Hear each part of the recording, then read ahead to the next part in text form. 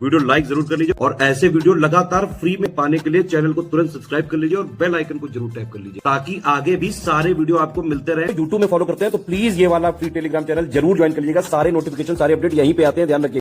नमस्कार दोस्तों, exam preparation के यूट्यूब चैनल पर एक बार फिर से आप सभी का स्वागत है। आज की क्लास में हम लोग डिस्कस करने वाले हैं राज्यों और केंद्र शासित प्रदेशों का जो गठन वर्ष है और इसके साथ साथ जो राज्य का पुनर्गठन हुआ था उससे संबंधित जितने भी आयोग हैं उनके बारे में, जो राज्यों का गठन हुआ था स्वतंत्रता के बाद, उनको भी देखेंगे। तो आज की क्लास इसलिए इम्पोर्टेंट है कि इससे स्टेटमेंट वाइज भी प्रश्न बनता है, दूसरा इससे मैच करने के लिए भी आता है। एस्टैब्लिशमेंट ईयर के साथ साथ स्टेट दे दिए जाते हैं या फिर यूटीज दे दी जाती है। तो इस क्लास को इसलिए देखना बहुत महत्वपूर्ण हो जाता है। अगर आप न्यू हैं चैनल पर, डेली दोपहर 1 बजे क्लास आती है जिसमें मैं जीएस के सारे वो सेक्शन कवर कर रही हूँ जो आरओ एग्जाम या फिर यूपी पीसीएस के लिए इंपॉर्टेंट हो जाते हैं। तो दोनों ही के लिए जो इम्पोर्टेंट टॉपिक्स हैं वो एक साथ कवर हो जा रहे हैं। साथ में रात को 9 बजे प्रैक्टिस भी कर सकते हैं क्वेश्चंस की, जो कि आपके एग्जाम पॉइंट ऑफ व्यू से इंपॉर्टेंट है। लेटेस्ट ट्रेंड पैटर्न सब कुछ देखते हुए आपके क्वेश्चन डिजाइन किए गए हैं। और कंप्लीट मॉक टेस्ट या फिर फुल लेंथ टेस्ट सीरीज आपको ज्वाइन करना है, सब्जेक्ट वाइज सीरीज ज्वाइन करना है, या फिर कोर्स ही चाहते हैं जो एक जगह आपको सारा स्टडी मटेरियल मिल जाए, तो ये दिए गए नंबर्स हैं जिन पे आप कांटेक्ट करके जानकारी भी ले सकते हो, कोर्स ज्वाइन कर सकते हैं। देखिए मेरे पास क्या, जो आप डेली क्लासेस देख रहे हैं उसमें मैं इंपॉर्टेंट टॉपिक्स करा रही हूँ, लेकिन अगर आप कोर्स ज्वाइन करते हैं उसमें फ़ायदा आपको ये रहने वाला है कि आपको सारा जो कंटेंट है, सारे सब्जेक्ट्स एक साथ मिल जाएंगे। आपका जो सब्जेक्ट वीक है उसको पहले अच्छे से कवर कर सकते हैं, वीडियो रिकॉर्डेड क्लासेस हैं। और जो सब्जेक्ट आपके इजी हैं, जो आपको लग रहा है आ रहा है, तो उनको रिवाइज कर लीजिए। फिर आप डेली प्रैक्टिस भी करने को पाएंगे क्योंकि उसमें डेली प्रैक्टिस कराई जाती है क्वेश्चंस की। मेरे साथ आप कुछ क्वेश्चन एक क्लास में देखते हैं, लेकिन आपको सारे अवेलेबल हैं। आपको जिस सब्जेक्ट में लग रहा है आपको पहले क्वेश्चन सॉल्व करने की जरूरत है, पहले उसको कंप्लीट कर सकते हैं। तो ये कोर्स आपकी सहूलियत के लिए बनाया गया, जिसमें आपको एक साथ सारा मटेरियल मिलेगा। वो करंट अफेयर हो, हिंदी हो, जीएस हो, कोई भी सेक्शन हो, सारे कवर किए गए हैं और वही क्वेश्चन लिए गए हैं जिस तरीके से आपके एग्जाम में पूछे जाते हैं। ऐसा नहीं कि आप कोई भी क्वेश्चन बस सॉल्व करते जा रहे हो, उसका कोई फायदा नहीं होने वाला। जो आपके एग्जाम पॉइंट ऑफ व्यू से इंपॉर्टेंट है सिर्फ उतना करने की कोशिश है। तो ये आपके कोर्स से रिलेटेड छोटी सी जानकारी है। चलिए आज की क्लास स्टार्ट करते हैं। देखिए राज्यों और केंद्र शासित प्रदेशों के गठन से पहले मैं आपको बताना चाहूंगी कि स्वतंत्रता के बाद कौन कौन से आयोग का निर्माण हुआ, फिर मैं आऊंगी इस वाली लिस्ट पे। तो स्वतंत्रता के पश्चात नए राज्यों के निर्माण के लिए सबसे पहले फजल अली की अध्यक्षता में एक राज्य पुनर्गठन आयोग का गठन हुआ। कब? 1953 में। याद रहेगा, फजल अली आयोग की अब हम लोग बात कर रहे हैं। कब इसका निर्माण हुआ? तो 1953 में इसका गठन हुआ। अब इसमें और भी 2 सदस्य थे। कौन थे? के.एम. पणक्कर थे और हृदयनाथ कुंजरू थे, एच.एन. कुंजरू, ये 2 लोग और इसमें शामिल थे। तो इस आयोग की क्या अनुशंसा थी कि राज्य पुनर्गठन अधिनियम 1956 में, मतलब इसमें लागू किया गया। और इसकी अनुशंसा क्या थी कि इन्होंने कहा, आज़ादी के समय, क्योंकि देखिए राजनीतिक इकाइयों की 2 श्रेणी थी, एक ब्रिटिश प्रांत जो ब्रिटिश सरकार के शासन के अधीन थी और देसी रियासतें थी, तो राजा के शासन के अधीन लेकिन ब्रिटिश राजशाही से संबद्ध थी।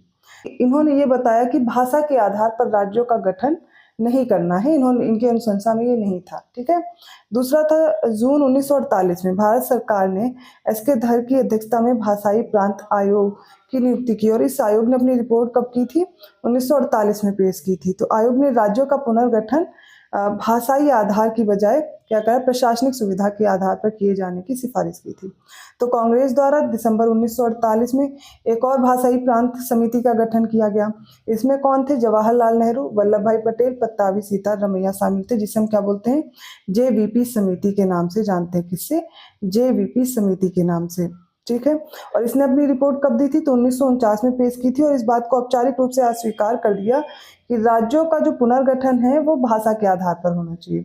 तो सबसे पहले सोचिए, एस.के. धर की अध्यक्षता में भाषाई प्रांत आयोग की नियुक्ति की गई। इन्होंने अपनी रिपोर्ट कब दी? तो दिसंबर 1948 में। इन्होंने कहा राज्यों का जो पुनर्गठन है वो भाषाई आधार की बजाय प्रशासनिक सुविधा के आधार पर करना चाहिए। तो अब इसकी जांच के लिए इन्होंने 1948 में एक और भाषाई प्रांत समिति का गठन किया, जिसे जेवीपी समिति के नाम से जानते हैं, क्योंकि जे फॉर जवाहरलाल नेहरू, वल्लभ भाई पटेल और पट्टाभी सीतारमैया।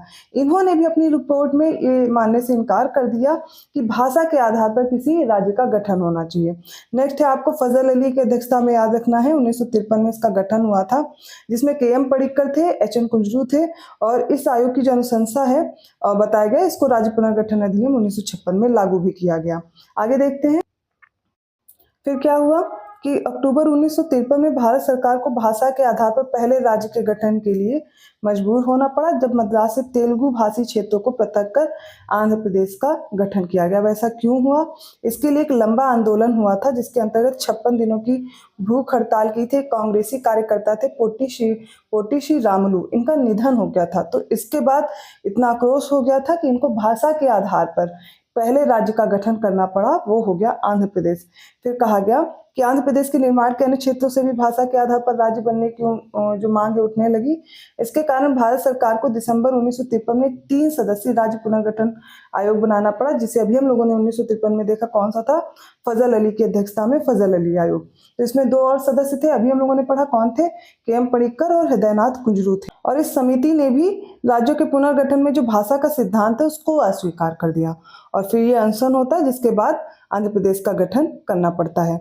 तो याद रखिएगा 1 नवंबर 1956 में 14 राज्य और 6 केंद्र शासित प्रदेशों का गठन करना पड़ा था। तो सबसे पहले पता चल गया आंध्र प्रदेश का गठन हुआ कब, 1953 में। ये मद्रास राज्य का हिस्सा हुआ करता था। इसके बाद गुजरात का निर्माण हुआ 1960 में, बॉम्बे राज्य का हिस्सा था। ये जरूर याद रखिएगा कि कब इसकी स्थापना हुई। आंध्र प्रदेश 1953 आपको याद होगा क्योंकि पहला स्टेट था, भाषा के आधार पर इसका गठन हुआ था।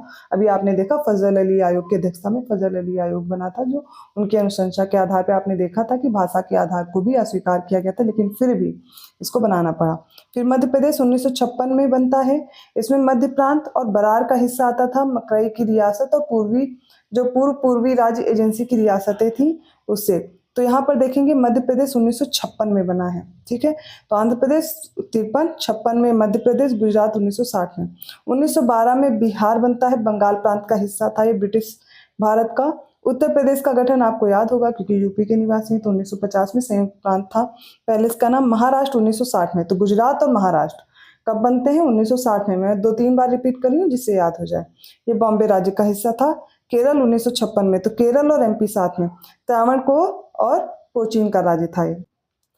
नेक्स्ट है नागालैंड, 1963 में बना केंद्र शासित प्रदेश। फिर हरियाणा 1966 में पंजाब राज्य का हिस्सा था। कर्नाटक बना 1956 में। मैसूर राज्य का गठन 1953 में हुआ था, जिसकी सीमा 1956 में बढ़ाई गई और 1973 में मैसूर को कर्नाटक नाम दे दिया गया। हिमाचल प्रदेश 1971 में बना, पहले यूटी था। मणिपुर और त्रिपुरा 1972 में केंद्र शासित प्रदेश था। मेघालय असम राज्य के भीतर स्वायत्त राज्य बना, ये था 1972 में। सिक्किम 1975 में। इससे रिलेटेड मैंने आपको 36वां संशोधन अधिनियम और 35वां मैंने दोनों आपको पढ़ाए थे। तो 1974 से सहयोगी राज्य, और उससे पहले भारत सिक्किम के रक्षक के राज्य के रूप में ये था। मिजोरम 1987 में बनता, 1972 तक ये असम का जिला और 1972 से 87 तक एक केंद्र शासित प्रदेश था। मिजोरम 1987 में। अरुणाचल प्रदेश और गोवा, ये तीनों याद रखिएगा, ये यूटी थे, ठीक है। उत्तराखंड 2000 में बनता। छत्तीसगढ़ और झारखंड, तीनों का निर्माण 2000 में होता है। तो जो उत्तराखंड था वो उत्तर प्रदेश का भाग था, उससे काट के बनाया गया। छत्तीसगढ़ मध्य प्रदेश का भाग था और झारखंड बिहार का हिस्सा था। अब नेक्स्ट देखिए तेलंगाना है, जून 2014 में। ये जो आंध्र प्रदेश है इससे काट करके इसको तेलंगाना को बनाया गया। लद्दाख अक्टूबर 2019 में जम्मू और कश्मीर का भाग था। जम्मू और कश्मीर भी ये 2 यूटी बनाया गया, आपको याद होगा, अक्टूबर 2019 में, ठीक है। अब इसमें देखिए गोवा, पुदुचेरी, दादरा और नागर हवेली, सिक्किम स्वतंत्रता के समय भारत का ये हिस्सा नहीं थे। गोवा पुर्तगाली कब्जे से था, तो 1961 में इसको आजाद कराया गया, मुक्त कराया गया। पुदुचेरी सहित कराईकल, माहे, यनम 1954 तक फ्रांस द्वारा भारत को स्थानांतरित कर दिए गए थे। दादरा और नगर हवेली 1954 में पुर्तगाली कब्जे से मुक्त कराए गए थे। सिक्किम 1974 में भारत का एक हिस्सा बन गया था, ठीक है, ये याद रहेगा। तो ये आज का इंपॉर्टेंट टॉपिक था। आई होप आपको समझ में आया होगा। सबसे पहले आपको एस के धर आयोग याद रखना है, फिर जेवीपी समिति याद रखना है, फजल अली आयोग के बारे में याद रखना है, फिर भाषा के आधार पर आंध्र प्रदेश का गठन हुआ, सारे राज्यों और केंद्र शासित प्रदेशों का आपको गठन वर्ष याद रखना है, और जो इंपॉर्टेंट फैक्ट और मैंने बताए हैं उनको तैयार रखना है। अब आपको थोड़ा बहुत तो समझ में आ गया होगा, अगर कहीं भी डाउट रह गया हो तो आप बता दीजिएगा, मैं फिर से एक्सप्लेन कर दूंगी, ठीक है। वीडियो अच्छा लगा तो लाइक कीजिए, चैनल को सब्सक्राइब कीजिए और लोगों को शेयर करते रहिए। ऐसी और इम्पोर्टेंट टॉपिक के साथ मैं मिलती हूँ अगली क्लास में। तब तक के लिए धन्यवाद।